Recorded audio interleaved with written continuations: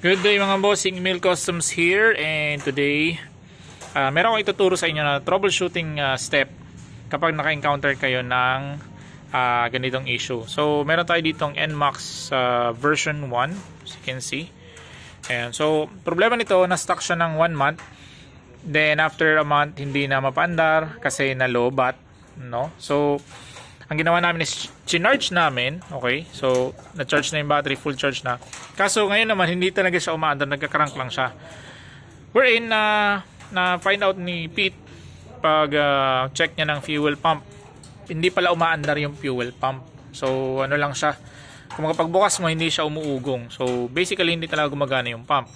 Ngayon, bago natin hatulan itong pump, so ituturo ko to sa inyo. Bago natin hatulan itong pump, bago tayo magpabili at kumbaga kailangan sure muna yung diagnosis natin. Paano ba tayo mag-check kung ang problema is sa pump mismo or electrical problem?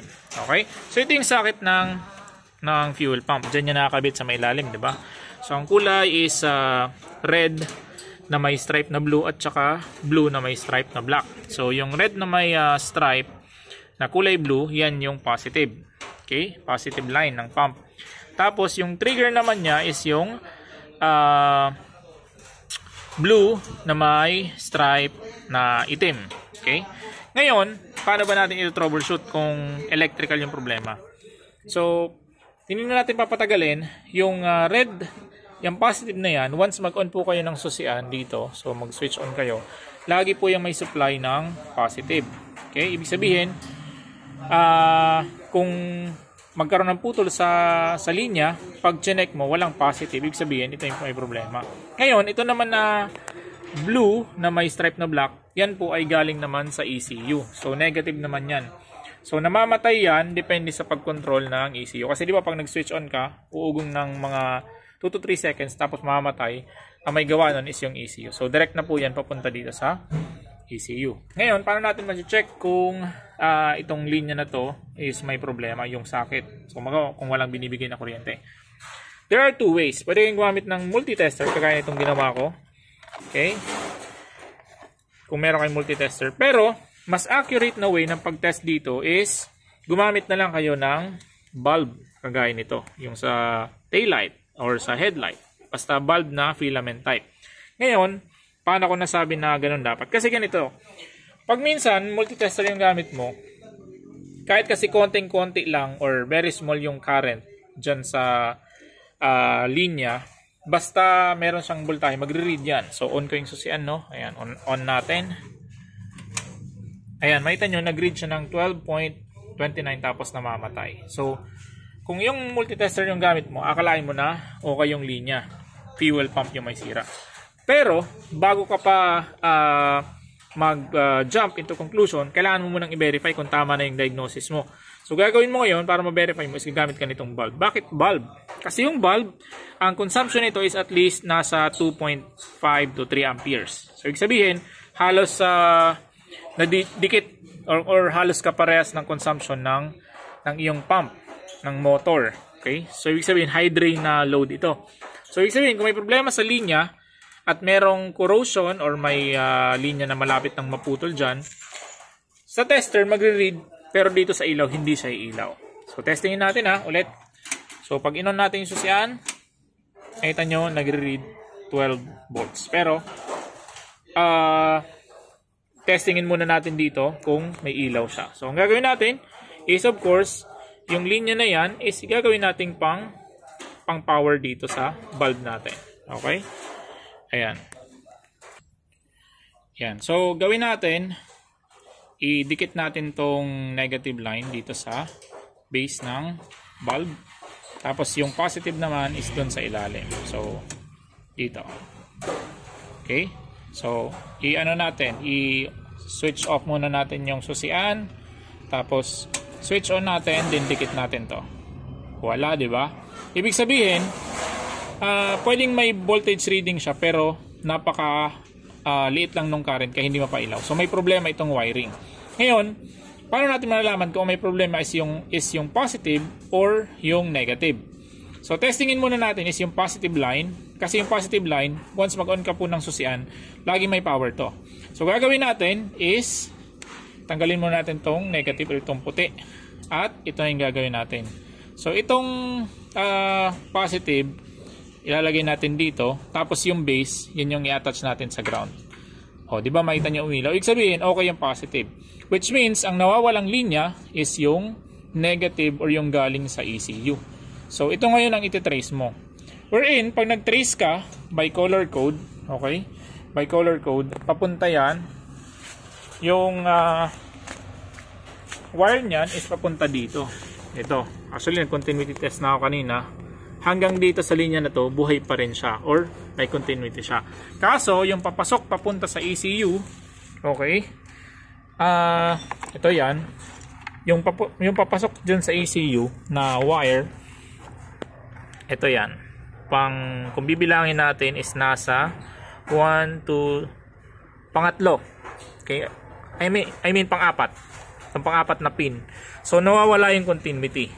Okay? So ibig sabihin may putol in between the line. So ang gagawin natin is ititrace natin ngayon ito, linya na to, yung papunta sa taas kasi nandyan yung putol. Okay? Kung tinatamad naman kayo, okay, pwede nyo gawin is pwede na kayong mag-direct dito. Mag-tap kayo ng wire dyan, papunta na dun sa kulay blue sa baba sa fuel pump.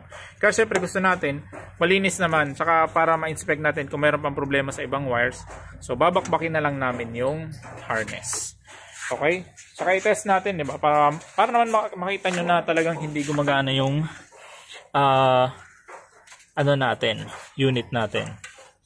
Okay, so kabit muna natin tong mga wires dito. Okay, sorry. Ayan. Ayan. So nakakabit na. Ayan. Walang tunog. Start natin. Wala. Okay. So yun yung gagawin natin. Ano muna natin. I-troubleshoot muna natin. Okay? Para makita natin kung saan part naputol. Okay, so pinakpak namin yung harness dito sa may part na to kasi kanina may nakita ko mga umido and ito na nga ito yung wire na hinahanap natin. Actually na repair na siya pero mukhang napapasok kasi talaga ng tubig dito sa may part na to, kaya ang nangyari yung dugtungan is yun ulit yung nag-umido. So ayan o, ayun, kita nyo, pulbos. Oh, yun. So ito yung naging problema. Ayan. So yung wire na yan, yan na yung papunta dun sa pump. Okay. So ang gagawin lang naman natin is idudugtong natin doon, hinangin. Then testingin natin kung aandar na yung unit. Okay. So ganyan po troubleshoot. Yung iba naman kasi iba-iba ng paraan eh. Yung iba ginagawa nila magja-jumper na lang kung nasan yung kadugtong or yung kakulay, doon sila didiretso. Pero ako kasi minsan hindi ako nagtitiwala sa color code talaga. So magche-check ako kung saan papuntahin kasi minsan may mga magkakaparehas kagaya nito. Okay, ito, 'di ba? Ano rin siya, kulay blue na may stripe na black. Pero positive line ito. Ito naman ay para sa tail light. So kung magkamali ka ng tap, pwede mo pang ma-short circuit yan. Kaya mas maganda talaga is magbubukas ka ng harness if ever. Lalo kung hindi ka pa naman familiar doon sa harness na tinatrabaho mo. Okay? So, ano muna natin to? Dugtong muna natin to. Then, testing tayo maya-maya. Ayan, so, nadugtong na natin yung linya na naputol para sa fuel pump. Okay, nabalik na rin natin yung sa battery at yung sa ECU. So, try natin.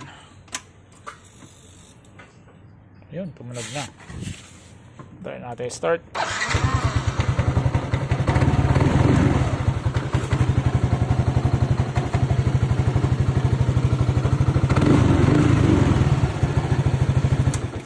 Yun, okay na. So, ganun lang mag-troubleshoot ng linya pagdating sa fuel pump. So, wag nyo munang hatulan if ever na maka-encounter kayo ng ganun. Wag nyo munang hatulan yung pump. Check muna kayo sa electrical kung merong putol. And kung wala naman, ibig sabihin, pwedeng dun na talaga sa pump yung problema. Kasi yung socket, bihirang-bihira naman nagkakaproblema yung socket. Okay? Or, kagaya nung na-encounter ko dati, okay, sa loob, yung mga terminals ng IC nyo nagka-problema. Pero pag ganon, most likely, pwedeng palitan na rin yung buong assembly. Okay? Kasi minsan, for some reason parang yung nailalagay na fuel is dun mismo nanggagaling yung material na nakakatunaw ng mga contacts. Alright? So, I hope natuto kayo sa konting troubleshooting natin, and share nyo naman kung nakatulong sa inyo, and share nyo na rin sa friends, tag nyo yung mga friends nyo na nagdi-DIY or nagme-mekaniko, baka sakaling makatulong sa kanila. Again, this is Emil Custom. Salamat po sa inyo lahat. Ride safe po and peace.